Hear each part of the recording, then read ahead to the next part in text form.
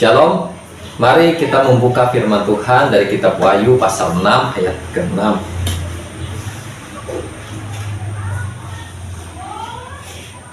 Wahyu pasal 6 ayat ke-6. Kita akan baca 1, 2, 3. Dan aku mendengar seperti ada suara di tengah-tengah keempat makhluk itu berkata, secupak gandum sedinar, 3 cupak jelai sedinar, tetapi janganlah rusakkan minyak dan anggur itu. Amin. Firman Tuhan dalam Wahyu pasal 6 ayat 6 berkata di sini, yaitu tetapi janganlah rusakkan minyak dan anggur itu, ya. Nah, jadi ini penglihatan Rasul Yohanes, ya, yaitu tentang meterai-meterai yang dibuka, ya. Nah, jadi di meterai yang ketiga, ya, ketika Allah Bapa membuka meterai yang ketiga, maka di situ dikatakan bahwa ada seorang, ya, yang menunggang kuda hitam dan memegang timbangan, ya. Kemudian dikatakan secupak gandum sedinar dan 3 cupak jelai sedinar, ya. Nah, jadi sedinar atau 1 dinar ini berbicara, ya, kurang lebih atau berbicara gaji seorang pekerja selama 1 hari, ya. Nah, jadi dengan gaji 1 hari ini, ya, hanya bisa membeli secupak gandum atau 3 cupak jelai. Nah, ini berbicara adalah kesulitan ekonomi atau krisis ekonomi, atau juga berbicara kelaparan. Nah, ini adalah meterai-meterai yang tadinya tertutup, ya. Tetapi di sini ketika meterai ini, kitab ini ada di tangan Allah Bapa, ya. Nah, tetapi meterai-meterai ini dibuka oleh Anak Domba, ya, dibuka oleh Tuhan Yesus, ya. Jadi ketika Tuhan Yesus membuka meterai yang ketiga, ya, maka terjadilah, ya, hal-hal seperti tadi, ya. Nah, jadi meterai ini adalah, kitab ini adalah berbicara tentang rahasia akhir zaman, ya. Yang tadinya ini, rahasia akhir zaman ini tertutup, ya, tidak diketahui oleh seorang makhluk pun, ya, baik malaikat apalagi manusia, ya. Hanya Allah Bapa sendiri yang mengetahui, ya. Karena itu di ayat yang sebelumnya itu dikatakan bahwa, ya, di surga dan di bumi, ya, tidak ada seorang pun yang dapat membuka meterai-meterai dari kitab tersebut, ya. Nah, tetapi hanya ada seorang makhluk yang bisa buka. Nah, di sini digambarkan, yaitu dia adalah Anak Domba. Nah, Anak Domba ini adalah berbicara Tuhan Yesus, ya. Jadi kitab Wahyu ini banyak berbicara alegori atau gambaran-gambaran, ya, yang kadang-kadang sulit dimengerti, dipahami, ya. Jadi di sini Anak Domba mengambil kitab dari Allah Bapa dan membuka kitab tersebut. Nah, jadi Anak Domba ini bukan berbicara secara jasmani adalah binatang, ya, tapi dalam arti secara rohani, ya, bahwa Anak Domba ini adalah Tuhan Yesus, ya. Karena dalam Injil Yohanes dikatakan bahwa Tuhan Yesus adalah Anak Domba Allah, ya, yang menanggung dosa manusia, seperti yang dikatakan Yohanes Pembaptis, lihatlah Anak Domba Allah yang menanggung dosa manusia, ya. Seperti yang dikatakan oleh Yohanes Pembaptis tentang Tuhan Yesus kepada murid-muridnya. Nah, jadi di sini, ya, rahasia akhir zaman ini ya akhirnya ya bisa dibukakan ya, bisa disingkapkan ya, dimana rahasia akhir zaman ini dalam kitab Daniel ya sudah diperlihatkan kepada Nabi Daniel dalam kitab Daniel ya, tetapi masih terbatas ya, masih hanya sedikit saja ya. Tetapi dalam kitab Wahyu akhir zaman ini dibuka ya dengan selebar-lebarnya ya, dengan sepenuhnya ya, sehingga dalam kitab Wahyu ini ya dibukakan rahasia ya, yaitu kepada langit dan bumi yang baru, dan kemudian sampai yang paling terakhir yaitu ke Yerusalem baru ya. Nah, di mana tentang langit dan bumi yang baru, Yerusalem baru itu ya tidak ada dalam kitab Daniel ya. Nah, jadi kitab Wahyu lebih jauh ya pembukaan rahasia akhir zamannya dibanding dengan kitab-kitab yang lain ya, karena kitab Wahyu ini ya rahasia akhir zaman ini dibukakan oleh Tuhan Yesus sendiri ya. Nah, karena itu di dalam Wahyu pasal 1 itu dikatakan, pasal 1 ayat 1, inilah wahyu Yesus Kristus yang dikaruniakan Allah kepadanya ya, supaya ditunjukkannya kepada hamba-hambanya apa yang harus segera terjadi, dan oleh malaikatnya yang diutusnya ia telah menyatakannya kepada hambanya Yohanes.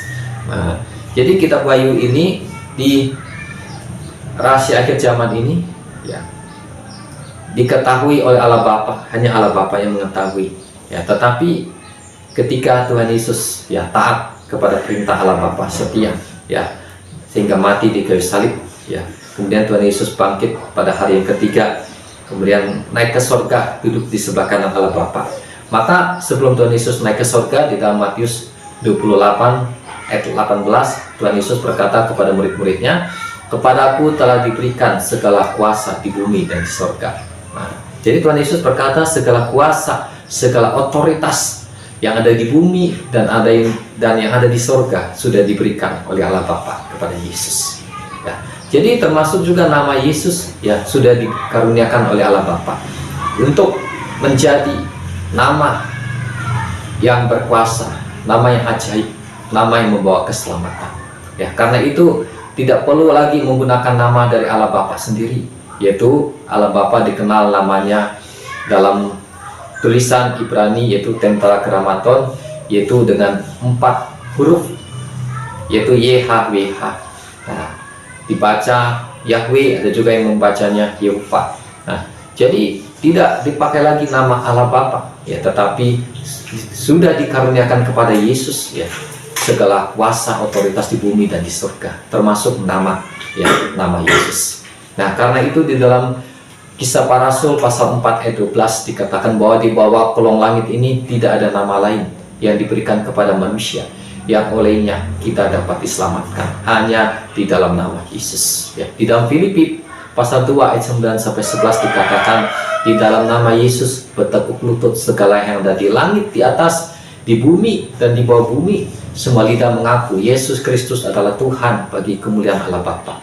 Jadi di langit atau di surga, di bumi, di bawah bumi, segala makhluk ya, termasuk malaikat ya, termasuk setan, karena setan asal mulanya berasal dari malaikat ciptaan Tuhan. Jadi semua makhluk ya itu mengaku bahwa Yesus itu adalah Tuhan bagi kemuliaan Allah Bapa. Jadi Tuhan Yesus sudah diberikan segala kuasa, otoritas di bumi dan di surga, di langit ya, bukan hanya di bumi saja ya. Kalau raja-raja di bumi ini hanya berkuasa di bumi, nah, walaupun mereka hanya berkuasa di bumi, hanya berkuasa di suatu negara, di suatu tempat, tapi mereka sudah sangat hebat, sangat luar biasa. Nah, tetap Tuhan Yesus ya bukan hanya berkuasa di atas suatu negara, atas suatu tempat, tapi kata Alkitab seluruh bumi, dan bukan hanya di bumi saja, tapi juga di surga ya, memiliki kuasa otoritas di bumi dan di surga. Nah, surga itu adalah langit yang paling tertinggi ya. Nah, di atas bumi ada langit, awan-awan. Nah, boleh disebut itulah langit yang pertama. Kemudian ada angkasa lagi ya, keluar dari langit yang bisa dilihat oleh mata manusia, itulah angkasa, langit yang kedua. Nah, langit yang ketiga ini adalah surga, ya. Nah, dan surga ini juga ada 3 tingkatannya lagi, ya. Ada Firdaus dan ada tingkatannya lagi. Nah, jadi istilahnya surga itu ada tingkat, ya. Langit itu ada 3 tingkat, ya. Nah, jadi Tuhan Yesus itu diberikan kuasa otoritas itu sampai ke surga, ya. Artinya langit yang paling tertinggi yang tidak bisa ya dicapai oleh manusia, ya. Dengan pengetahuan manusia, kepandaian manusia, teknologi manusia, manusia tidak bisa sampai ke langit tingkat ketiga itu surga. Ya, kalau manusia bisa sampai ke langit pertama aja, yaitu awan-awan, ya, di mana dengan pesawat terbang manusia bisa sampai ke sana. Ya, mungkin manusia bisa meningkat lagi, ya, bisa sampai ke luar dari langit yang pertama, yaitu ke angkasa, yang disebut angkasa. Nah, tapi itu masih terbatas angkasanya juga, ya, masih dekat-dekat ya dengan bumi. Nah, istilahnya seperti itu. Nah, tetapi surga itu adalah di langit yang ketiga, yang lebih jauh lagi dari angkasa. Nah, tapi Alkitab berkata Tuhan Yesus diberikan kuasa bukan hanya di bumi saja, tetapi sampai ke surga, ke langit yang ketiga, ya. Nah, jadi ketika Tuhan Yesus diberikan kuasa oleh Allah Bapa di bumi dan di surga untuk dihormati, untuk disembah oleh manusia, oleh malaikat sebagai Tuhan, maka otomatis namanya itu juga adalah nama yang berkuasa, itu nama Yesus, ya. Karena itu, ya, Alkitab katakan bahwa keselamatan itu sudah ada di dalam Yesus, ada di dalam nama Yesus, tidak ada di dalam nama yang lain, di dalam Ibrani, di dalam Kisah Para Rasul pasal 4 ayat 12, termasuk tidak ada di dalam nama Yahweh. Walaupun nama Yahweh atau Yehova itu adalah nama dari Allah Bapa, ya, tetapi Allah Bapa sudah mengaruniakan, kata Alkitab, sudah menganugerahkan, sudah memberikan kepada Yesus kuasa di bumi dan di surga, sudah memberikan nama di atas segala nama. Dan Filipi pasal 2 ayat 9 sampai 11, ya. Karena itu dalam Yohanes pasal 14 ayat 6 Tuhan Yesus berkata, "Akulah jalan, kebenaran dan hidup.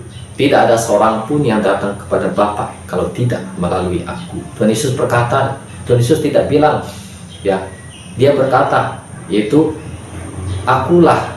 Nah, akulah di sini Tuhan Yesus berkata siapa akulah? Yaitu dia, Yesus, ya, namanya Yesus. Dia berkata akulah. Ya, jadi waktu Tuhan Yesus di bumi nggak ada orang panggil Yesus itu Yahweh, nggak ada orang panggil Yesus itu Yehova, nggak ada. Ya, tapi orang pas panggil itu namanya Yesus. Murid-muridnya berpanggil Yesus Guru, nah, atau orang-orang panggil dia Yesus, Yesus Rabi. Nah, nggak ada manggil Yesus itu Yahweh atau Yehova, ya, karena namanya memang namanya Yesus. Nah, di sini Yohanes 14 ayat 6, Yesus berkata, dia berkata, "Akulah jalan." Artinya aku ini Yesus, ya, artinya nama Yesus adalah jalan, ya, adalah kebenaran, adalah keselamatan. Kalau tidak melalui nama Yesus, tidak ada yang sampai kepada Bapa, ya. Jadi kalau kita mau pakai nama Yahweh, Yesus kan anak, Yahweh kan Bapa, Yehova itu Bapa, pasti lebih tinggi nama Yahweh, Yehova. Ya.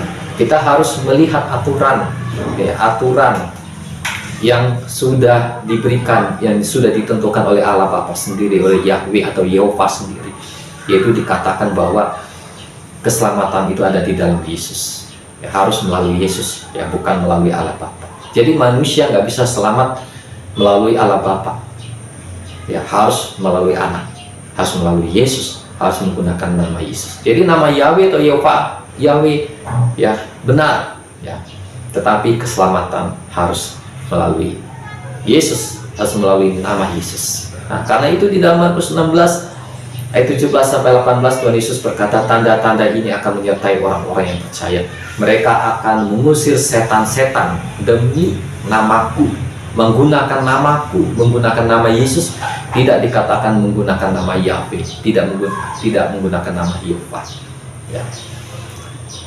Ketika seseorang memanggil Tuhan Yesus, menyebut nama Yesus, ya, artinya dia juga memuliakan Allah Bapa yang ada di surga, ya, memuliakan Bapa yang ada di surga. Nah, demikian seperti itu. Nah, jadi di dalam kitab Filipi pasal 2 dikatakan karena Tuhan Yesus taat setia kepada Bapa sampai mati di kayu salib, taat kepada perintah Bapa, ya, dalam hidupnya dalam keadaan sebagai manusia Tuhan Yesus taat, ya, di mana tugas yang diberikan oleh Allah Bapa kepada Tuhan Yesus untuk menanggung dosa manusia, untuk menyelamatkan manusia, itu adalah tugas yang sangat berat. Sehingga Alkitab katakan waktu di Taman Getsemani, Tuhan Yesus bergumul ya untuk memenuhi kehendak Bapa. Sebagai manusia, dia ingin memilih ya untuk tidak memilih penderitaan atau cawan, tetapi sebagai anak, sebagai hamba, dia belajar untuk taat kepada perintah Allah Bapa. Dan Tuhan Yesus memiliki kasih, yaitu dia mengasihi Allah Bapa dan mengasihi manusia yang dikuasai oleh dosa, yang dibelenggu oleh dosanya, yang diikat oleh dosa. Karena itu Tuhan Yesus taat kepada perintah Bapa. Dia menerima cawan yang diberikan oleh Bapa, yaitu dengan cara mati di kayu salib. Jadi Tuhan Yesus bukan hanya disalib, dipaku aja, tapi dia melalui banyak proses penderitaan sebelum disalib, yaitu ada dicambuk ya. Setiap cambuk itu ada ujungnya, ada 3 tali, dan ada seperti pisau ya, ada yang tajamnya. Nah, setiap cambuk ya, setiap cambuk, nah itu ada sekitar 39 kali cambukan ya, sekali cambuk ya, cambuk.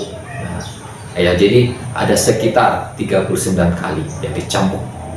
Kemudian dikasih mahkota duri ya, kemudian diolok-olok, dihina ya, kemudian dipukul sama prajurit-prajurit Romawi, ditinju ya, diolok-olok, dihina, diludahi ya.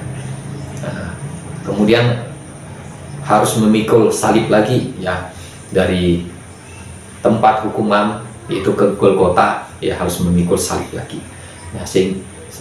Nah, Tuhan Yesus ya sudah tidak mampu lagi. Akhirnya di Alkitab menulis ada seseorang yang memikul salib Yesus, yaitu namanya Simon ya, Simon dari Kirene. Nah, itulah yang menggantikan Yesus untuk memikul salib Yesus, karena Yesus sudah nggak kuat lagi ya, nggak mampu. Nah, ini ya penderitaan-penderitaan yang dialami oleh Yesus ya, ini terjadi sebelum ke kayu salib ya, belum disalib. Nah, itu sudah mengalami proses penderitaan. Nah, inilah yang digambarkan dengan cawan, sehingga Tuhan Yesus berdoa di Taman Getsemani. Dia berdoa, Bapa, kalau bisa cawan ini lalu daripada aku. Artinya kalau bisa, kalau ada jalan lain, ada cara lain, gak usahlah dengan cara cawan ini ya, untuk menyelamatkan manusia pakai cara yang lain lah ya, karena ini sangat menderita, sangat sakit ya, sebagai anak, sebagai manusia. Tetapi tidak ada lagi jalan lain ya untuk menyelamatkan manusia. Tidak ada lagi cara yang lain untuk bisa menyucikan manusia, untuk membuat manusia itu menjadi bagus lagi, nggak bisa. Hanya satu jalan aja, hanya satu cara, yaitu harus mati di kayu salib, harus mencurahkan darah ya. Kalau ada jalan yang lain, maka Allah Bapa, Tuhan Yesus akan pakai jalan yang kedua. Nggak usah pakai jalan mati di kayu salib.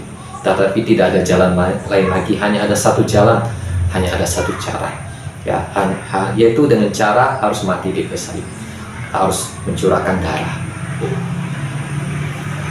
Jadi puji Tuhan, kita patut bersyukur di mana sekitar 2000 tahun yang lalu, yaitu Tuhan Yesus taat kepada perintah Bapa.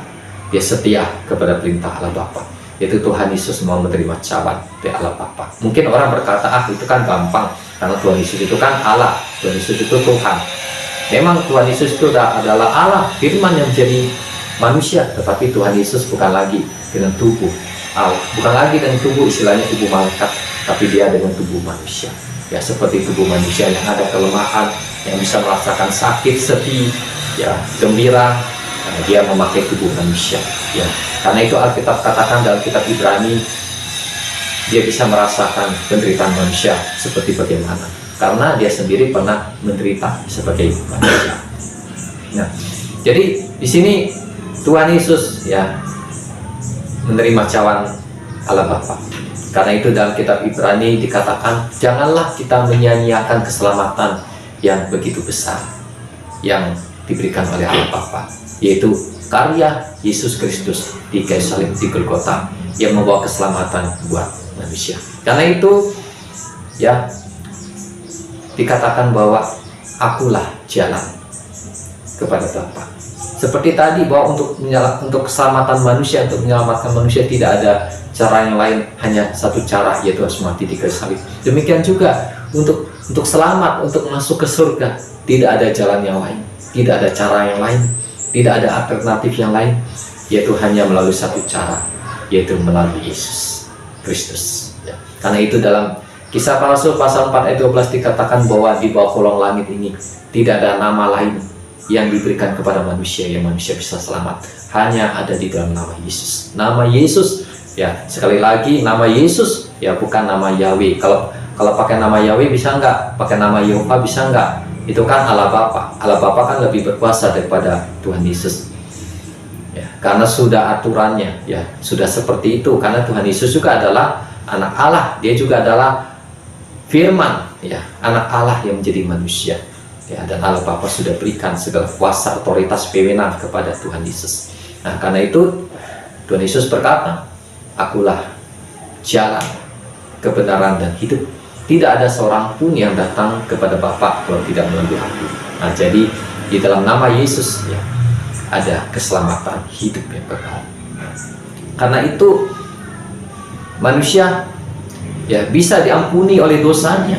Jadi keselamatan ini berbicara manusia itu diampuni dosanya, disucikan dosanya. Ya mungkin ada pandangan-pandangan, bahkan ada yang menyebut Kristen, ajaran Kristen, tetapi berkata, ya walaupun nggak percaya Yesus, yang penting berbuat baik, orang tersebut bisa selamat. Walaupun nggak percaya Yesus, asalkan dia berbuat baik, dia bisa selamat. Oke, dengan berbuat baik dia bisa selamat. Sekarang pertanyaannya, dosanya bisa diampuni enggak? Dosanya bisa disucikan enggak? Karena dosa ini adalah warisan dari Adam dan Hawa. Sejak Adam dan Hawa berbuat dosa, maka benih dosa itu ada di dalam diri manusia.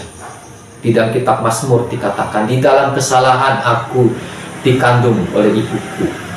Kesalahan siapa? Yaitu kesalahan Adam dan Hawa. Jadi kesalahannya ini, dosanya, kutuk ini turun, diwariskan kepada manusia. Karena itu dikatakan dalam Alkitab manusia itu lebih cenderung untuk berbuat dosa, lebih cenderung untuk mengikuti iblis, lebih cenderung untuk binasa, itu masuk neraka. Karena benih dosa. Ya, karena itulah Tuhan Yesus datang ke dunia.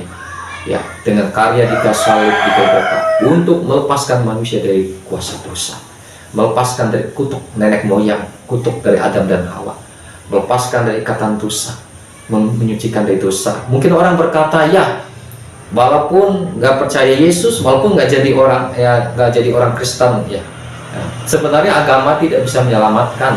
Ya, yang bisa menyelamatkan itu sesungguhnya yang bisa menyelamatkan hanyalah Tuhan Yesus. Ya, agama ini hanya sebutan. Ya, agama ini hanya sebutan. Ya, yang bisa menyelamatkan ini adalah Yesus, Tuhan Yesus. Nah, walaupun dia orang Kristen, dia disebut Kristen, KTP-nya disebut Kristen, tapi dia nggak percaya Tuhan Yesus sungguh-sungguh, dia nggak bertobat. Nah, dia juga tidak akan bisa diselamatkan. Ya, jadi yang bisa menyelamatkan itu adalah Tuhan Yesus dan juga iman yang sungguh-sungguh, iman yang benar kepada Tuhan Yesus. Nah, jadi walaupun nggak percaya Yesus, hanya dengan berbuat baik bisa selamat. Ini adalah salah. Ya, ini adalah salah. Nah, sekarang kalau saya bertanya, atau mungkin orang bertanya, ya, oke, dia berbuat baik bisa selamat. Sekarang bertanya, dosanya bisa nggak diampuni? Dosanya bisa disucikan nggak? Nah, sejak manusia kecil itu apa besar dia pasti ada dosa. Walaupun dia orang yang sangat suci, tetap ada dosa. Ya, entah dosa salah ngomong sedikit kan, atau pikiran atau perbuatan yang salah, tetap ada namanya dosa, ada kesalahan. Nah, bisa nggak dosa kesalahannya ini menjadi suci, ya menjadi bersih? Ibaratnya kayak pakaian itu udah berumpur kotor kemudian bisa bersih. Nah, pasti ya tidak akan bisa. Ya, dengan pertanyaan tersebut, oh ya saya udah berbuat baik. Nah, sekarang dengan berbuat baik, dosa saya bisa nggak menjadi suci?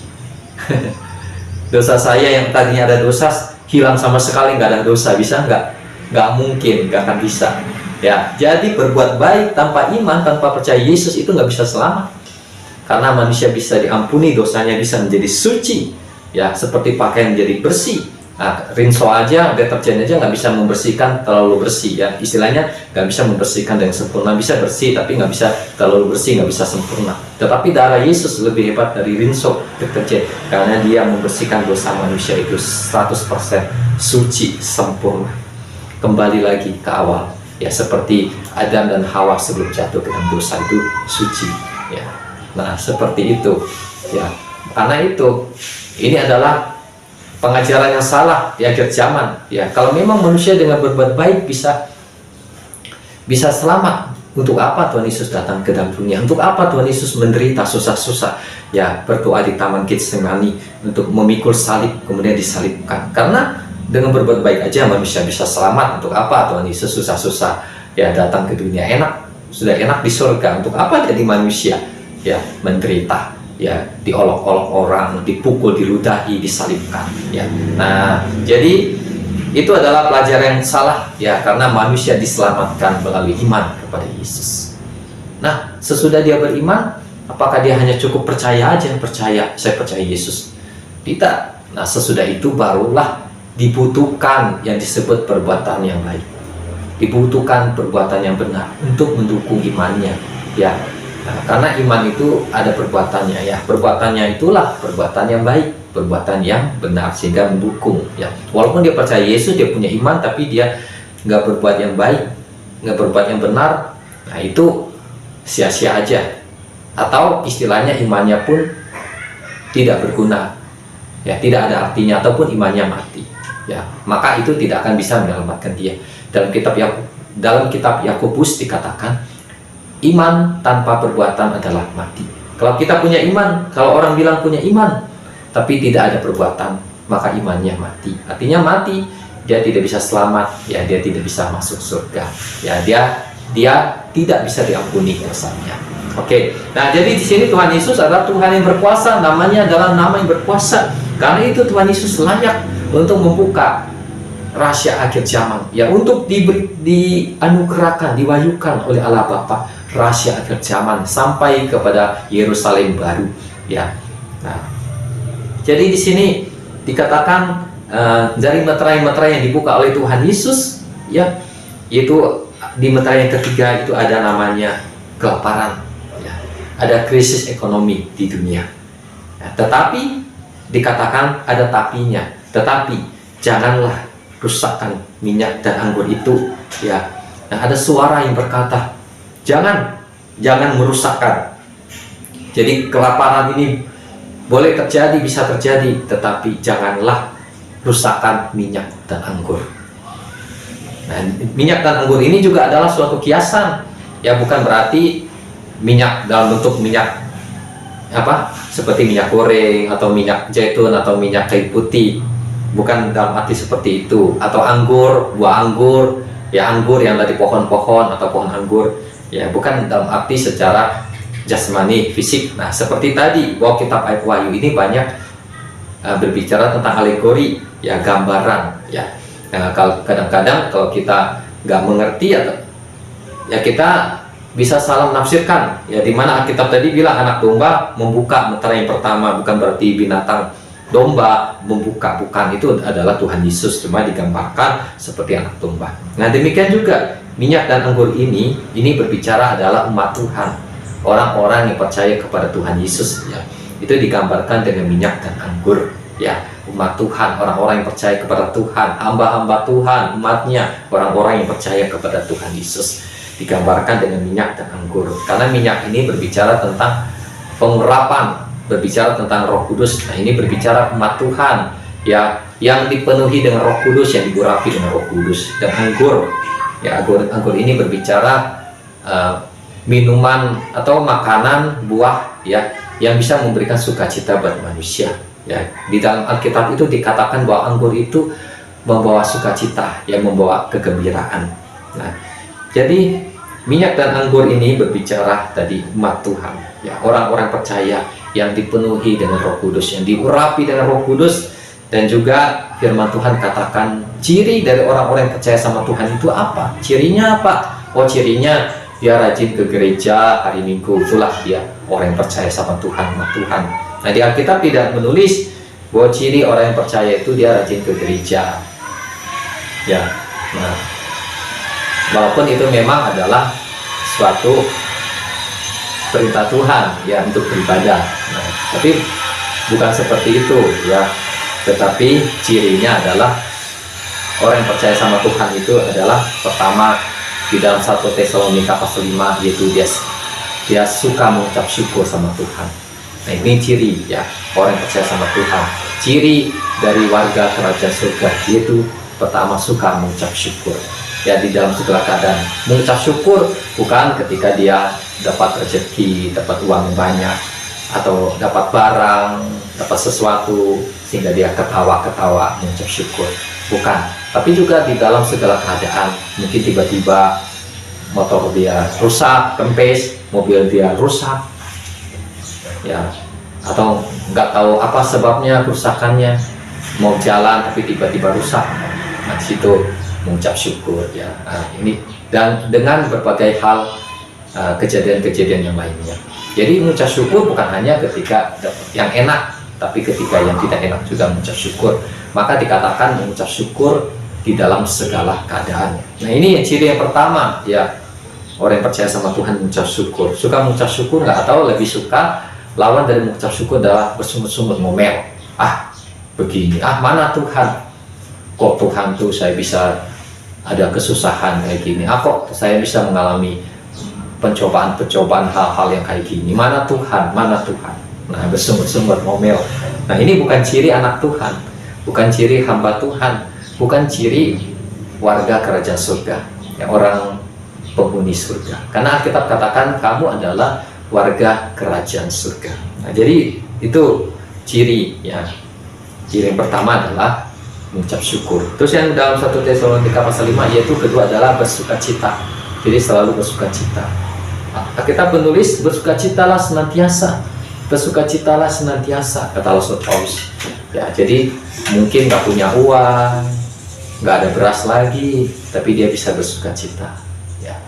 Ya, mungkin rumahnya mengalami kerusakan, atapnya bocor belum diperbaiki, dia sehingga kalau hujan bocor, rumahnya basah, dia bersukacita. Nah, jadi sukacita ini bukan ditentukan kalau enak, kalau dapat sesuatu yang bagus, atau uang banyak, atau barang, dia sukacita. Bukan hanya itu, karena kitab juga hampir sama. Sukacita dan mengucap syukur ini dikatakan bersukacitalah senantiasa, artinya bersukacitalah selalu. Ya, walaupun keadaan sulit dia bisa bersukacita. Ya, ada sukacita Tuhan di dalam dirinya. Nah, intinya ada sukacita ya, senantiasa bersukacita. Terus yang ketiga, cirinya adalah berdoalah senantiasa. Nah, suka berdoa. Kalau anak Tuhan, warga kerajaan surga, ciri yang ketiga tadi adalah suka berdoa. Ya, dia suka berdoa. Ya. Berdoanya bukan hanya berdoa minta-minta aja. Tuhan, berkatilah usaha pekerjaan saya, berkati toko saya, berkati warung saya, berkati kebun saya, berkati keluarga saya, lindungi keluarga saya, berkati saya, lindungi saya Tuhan, saya mau pergi berangkat kerja, saya mau sekolah, lindungi saya Tuhan, berkati saya. Bukan berfokus kepada dirinya sendiri, ataupun yang agak lebih baik, sedikit baik ke keluarganya, tapi berfokus ya tadi adalah mengucap syukur sama Tuhan, bukan hanya meminta-minta, tapi juga mendoakan orang, mendoakan tetangga dia, mendoakan kotanya, mendoakan bangsanya, atau yang disebut doa syafaat. Nah, jadi nggak berfokus hanya minta-minta saja dari doa, tapi doa juga bisa berbicara suatu hubungan dengan Tuhan, suatu persekutuan atau pergaulan. Ya, di dalam Alkitab contoh dari ada seorang yang menjadi contoh yang disebut itu orang yang hidup bergaul dengan Allah, yaitu Henokh. Dan kitab Kejadian pasal 5 dikatakan Henokh hidup bergaul dengan Allah dan ia tidak ada lagi sebab Allah sudah mengangkat dia. Nah, hidup bergaul dengan Allah itu, bergaul artinya berteman ya. Jadi seperti manusia itu ada temannya di dunia tuh, ngobrol, berteman. Nah, demikian Henokh itu berteman ya, dia sama Tuhan, ngobrol sama Tuhan, bercakap-cakap. Nah, jadi pasti pokok pembicaranya kan bukan hanya minta aja, tetapi juga bisa kata-kata sehari-hari. Nah, demikian juga itu bisa menjadi pokok dari doa. Habis doa kita bisa bilang, oh, selamat pagi Tuhan Yesus, selamat pagi Bapa Surgawi, selamat pagi Roh Kudus. Ya, oh Tuhan Yesus, terima kasih buat hari ini. Nah, hari ini puji Tuhan, ya, saya percaya Tuhan menyertai saya. Nah, dan lain-lainnya. Nah, itu bisa dibicarakan. Atau mungkin, oh Tuhan Yesus, nah, kenapa orang ini kok jahat sama saya? Ya Tuhan, aku milah dia. Nah, ini bercakap-cakap sama Tuhan, ya, tadi bergaul dengan Tuhan atau bersekutu dengan Tuhan. Nah, itu bisa ya menjadi bahan dari doa, bukan hanya meminta saja sama Tuhan. Nah, jadi itulah 3 cirinya, ada mengucap syukur, ada sukacita, dan suka berdoa. Nah, berdoa di sini juga bisa berbicara, suka menyanyi, nyanyian rohani, glory, glory, haleluya. Nah, itu juga suatu doa. Nah, tapi doa dalam bentuk puji-pujian. Jadi puji-pujian juga adalah doa, ya. Nah, kemudian menyembah Tuhan, worship, ya. Nah, kalau yang udah lebih keren lagi, yang sesuai Yohanes 4 ayat 23-24, yaitu menyembah pakai bahasa roh, ya, menyembah dengan bahasa-bahasa yang baru, yaitu bahasa roh. Nah, ya, jadi itu adalah doa. Nah, itulah ciri ya seorang anak Tuhan, anak Tuhan. Bukan dilihat dari dia ke gereja, ya, bukan berarti ke gereja salah pada hari Minggu. Nah, itu sebenarnya suatu kewajiban, suatu keharusan juga hari Minggu pergi ke gereja, ya. Tapi ya ketiga hal inilah yang paling penting yang dilihat, ya. Walaupun dia ke gereja, tapi dia pulang ke rumah dia suka ngomel, dia jarang berdoa, dia suka menggerutu. Nah, kan tidak sesuai, ya. Nah, jadi itulah cirinya. Nah, jadi di sini dikatakan tetapi janganlah rusakkan minyak dan anggur. Anggur itu berbicara sukacita. Artinya umat Tuhan itu ada anggur, ada sukacita. Ya, ada sukacita artinya kemudian dia mengucap syukur sama Tuhan dan kemudian dia berdoa sama Tuhan. Nah, itulah ciri-ciri dari umat Tuhan, hamba-hamba Tuhan, terutama adalah di akhir zaman. Nah, kemudian di sini janganlah rusakkan minyak dan anggur. Nah, itu arti yang pertama. Arti yang kedua dari minyak dan anggur ini yaitu adalah kuasa dari minyak urapan Allah, ya, kuasa dari perjamuan kudus, itu kuasa dari darah Yesus. Ya, anggur itu berbicara darah Yesus, ya, karena di dalam Alkitab pada waktu Tuhan Yesus mengadakan perjamuan sebelum disalibkan, Tuhan Yesus mengambil anggur dan dia berkata, inilah darahku yang ditumpahkan kepada banyak orang untuk pengampunan dosa. Nah, jadi anggur ini berbicara darah Yesus, perjamuan kudus. Nah, dalam arti yang kedua, minyak ini berbicara minyak urapan. Ya, minyak urapan ini bisa dipakai supaya kita dilindungi oleh Tuhan dari setiap hal-hal yang tidak baik atau dari setiap kerusakan-kerusakan. Ya, nah, kerusakan ini berbicara hal-hal yang tidak baik atau kecelakaan atau bahaya. Ya, atau kuasa jahat atau santet, kuasa kegelapan. Ya, nah ini minyak bisa melindungi kita. Ya, maka kita perlu gunakan minyak urapan. Ya, ya. Kita gunakan minyak urapan. Ketika kita menggunakan minyak urapan, kita menyebut nama Yesus atau kita sebut darah Yesus dengan iman kita. Kita bisa urapi oleh seluruh rumah kita. Kita bisa urapi kendaraan kita ketika kita akan pergi jauh. Ya, bisa kita urapi ya dengan minyak urapan. Nah, kita bisa mengurapinya berulang kali, ya, beberapa kali, ya, sesuai kebutuhan. Nah, sesuai gerakan Tuhan, Roh Kudus memimpin kita. Contoh rumah sudah kita urapi, kemudian ada dorongan untuk mengurapinya lagi. Nah, itu bisa kita lakukan. Ya, seperti kita mandi dalam satu hari. Ya, nggak bisa dibatasi mandinya 1 kali. Ya, mungkin bisa 2 kali. Nggak bisa dibatasi hanya 2 kali, bisa 3 kali. Ya, tergantung keadaan. Apalagi kalau dia kena kotoran atau kotor-kotor atau keringat. Ya, dia bisa mandi. Ya, lebih dari 1 kali. Bahkan lebih dari 2 kali. Atau mungkin lebih dari 3 kali. Ya, tidak bisa ditentukan sesuai keperluan. Nah, jadi di sini minyak bisa digunakan, ya, yaitu minyak urapan, ya. Demikian juga dalam Markus 6 ayat 13 dan Yakobus 5 ayat 14, orang yang sakit itu ketika didoakan itu bisa digunakan minyak, ya. Dan Tuhan akan memakai minyak urapan tersebut untuk menyembuhkan orang sakit tersebut, atau juga melepaskan orang tersebut dari kuasa jahat, atau juga melepaskan dia dari ikatan-ikatan dosa, dari kutuk-kutuk, ya. Dan itu bisa digunakan dengan minyak urapan, ya. Diurapi, diolesi, ya, dengan iman di dalam nama Tuhan Yesus. Seperti yang ditulis di Markus 6 ayat 13 dan Yakobus 5 ayat 14. itu tentang minyak. Kemudian tentang anggur. Nah, ini perjamuan kudus ya. Kan ini bisa kita gunakan. Baik itu perjamuan kudus itu kita terima, kita makan dan minum, ataupun anggur dari perjamuan kudus ini bisa kita curahkan. Umpama kita curahkan ke rumah kita, curahkan ke tanah di sekeliling kita, atau kita curahkan ke kendaraan kita. Ya, nah itu bisa digunakan ya sesuai tuntunan Tuhan ya, pimpinan Roh Kudus.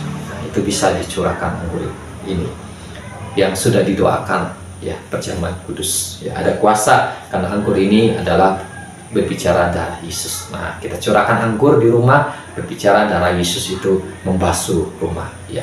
Nah, bukan hanya suatu lambang, tetapi secara kenyataan ya. Mungkin secara mata kita hanya melihat anggur aja ya, tetapi di alam roh itu ya, itu rumah tersebut itu ya ada darah Yesus ya, ada pelindungan Tuhan.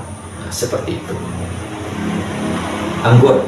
Nah, kemudian perjamuan kudus ini sebenarnya membawa berkat buat umat Tuhan, buat orang-orang percaya. Tetapi dalam 1 Korintus pasal 11 itu juga bisa membawa malapetaka, membawa hukuman kalau itu dilakukan dengan salah ya, dengan main-main ya. Maka sebelum perjamuan kudus itu harus menguji diri ya, supaya kita jangan kena hukuman dan juga tidak bisa diterima oleh sembarangan orang ya, terutama oleh orang-orang yang sudah dibaptis air, dan juga yang lebih baik lagi juga sudah dibaptis dengan Roh Kudus.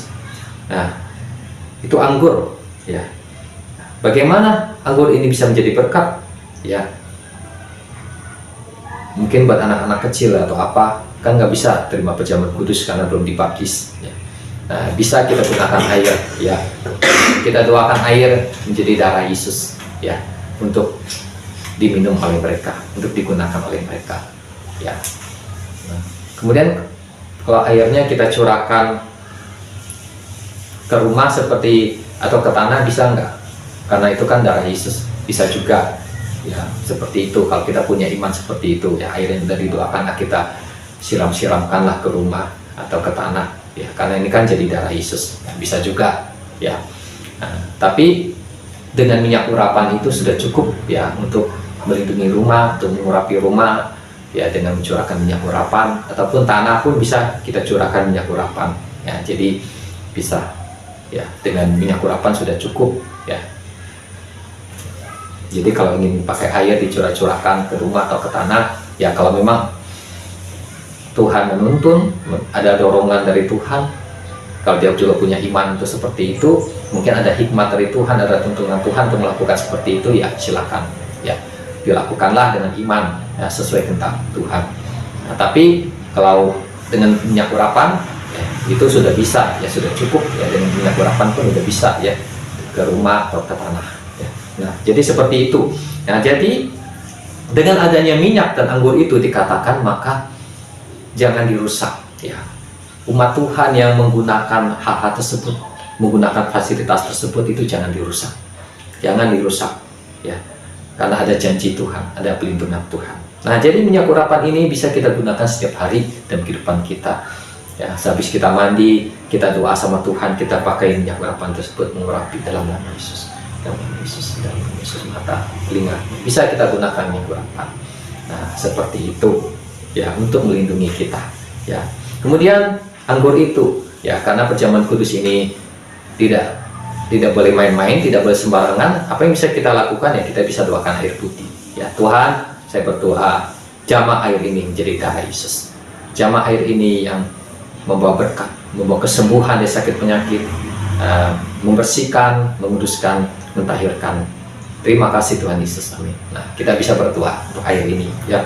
Nah, supaya air ini menjadi darah Yesus, menjadi berkat ya. Nah, kalau kita yakin ya, kita sungguh-sungguh berdoa, walaupun air ini secara fisik adalah air biasa, tetapi dia bisa berubah menjadi darah Yesus secara spirit ya, secara rohani ya.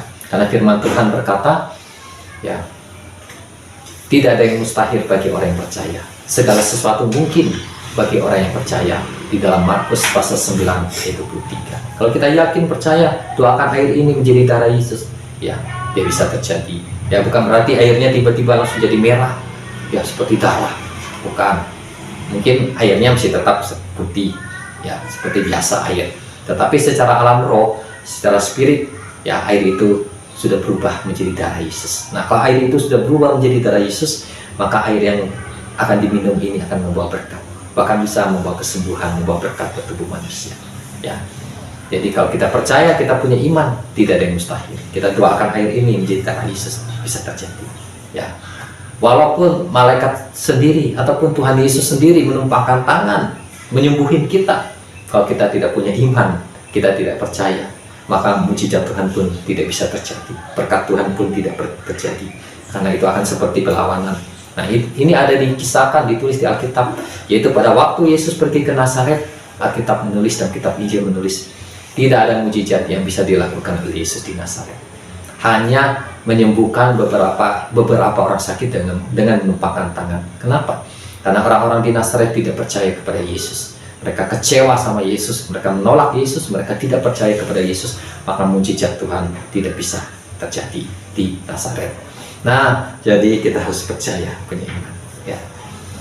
Dalam pengalaman saya secara pribadi, ya, saya juga ada mengadakan suatu pelayanan, namanya pelayanan pentahiran, ya, yaitu mendoakan orang di sungai atau di kolam, ya, seringnya di sungai, ya.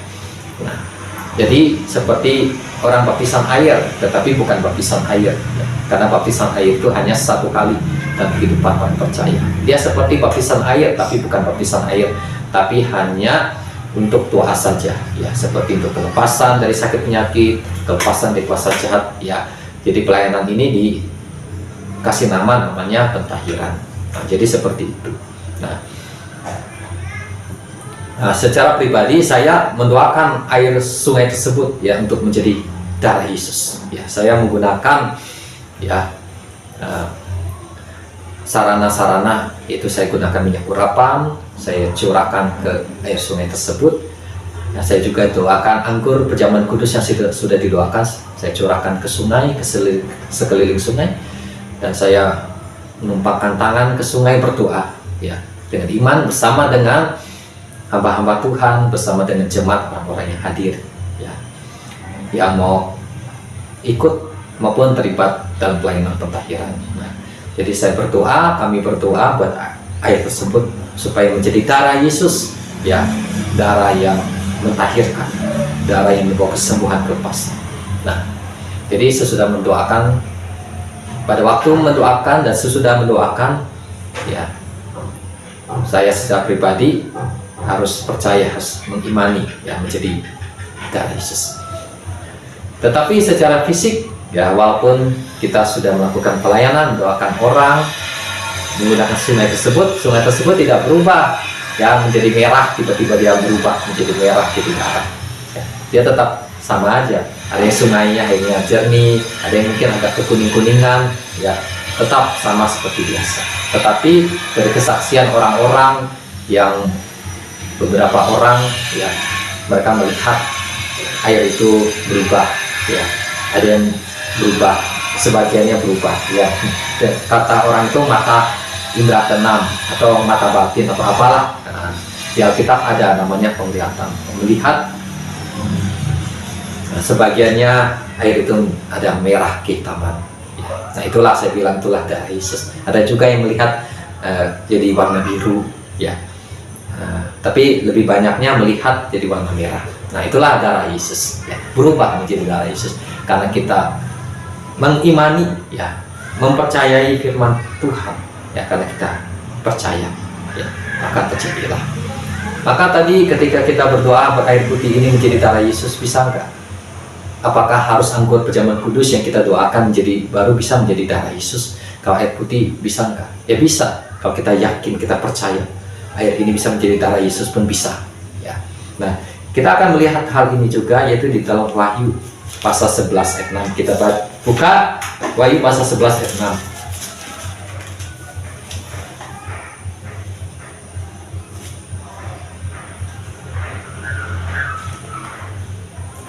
Wahyu pasal 11 ayat 6.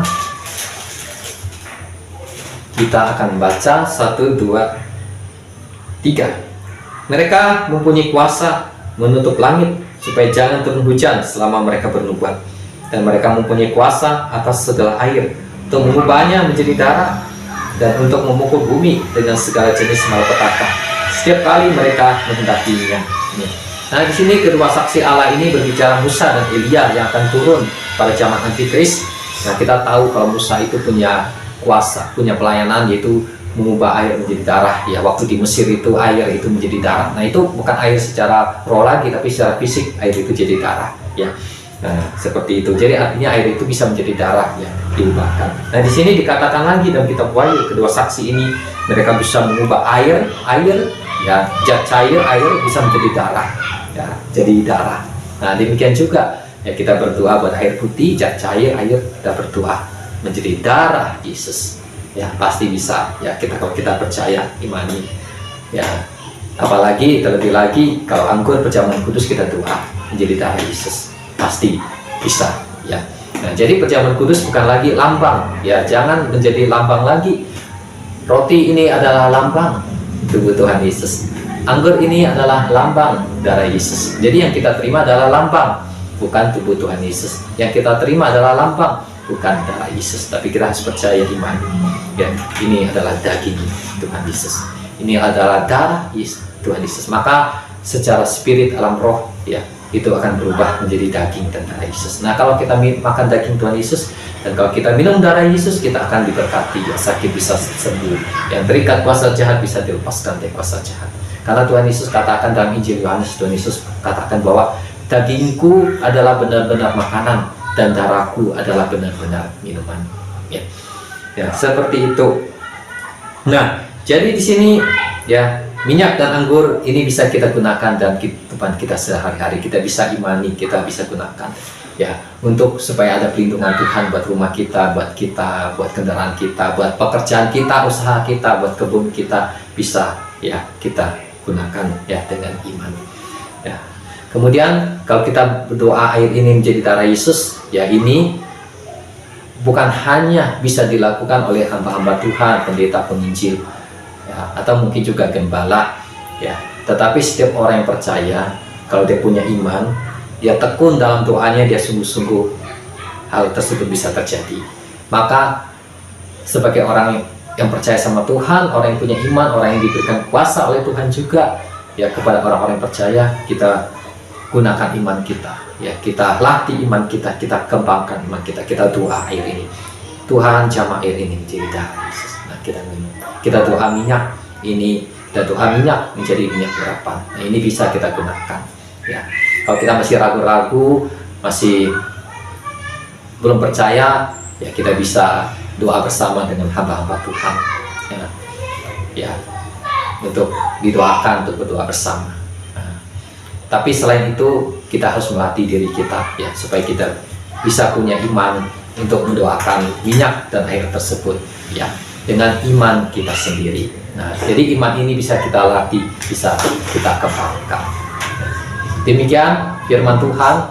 Tuhan Yesus memberkati. Amin.